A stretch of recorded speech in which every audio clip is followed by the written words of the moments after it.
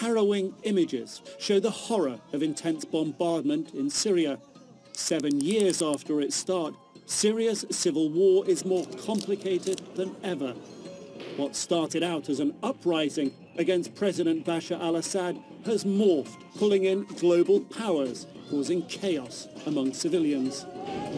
ISIS has lost control of most of its territory, revealing the combatants in the original war still on the attack.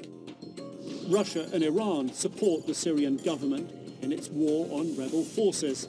Hezbollah, backed by its sponsor Iran, is also an important player on Assad's side. On the other side, you have a spectrum of Syrian rebel factions, from secular to super-religious, who want to take down Assad's regime.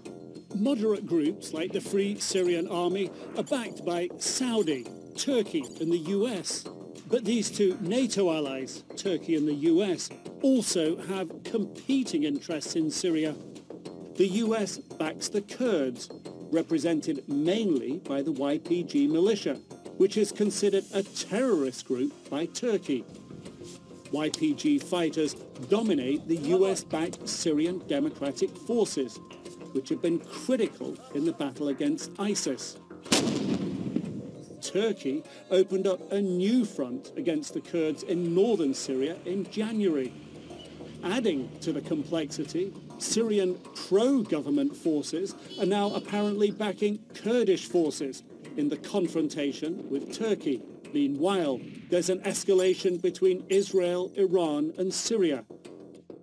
So, even with ISIS beaten back, there are still many groups fighting for control over territory and influence.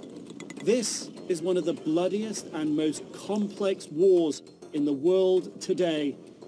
A war so far without end, with civilians paying the price.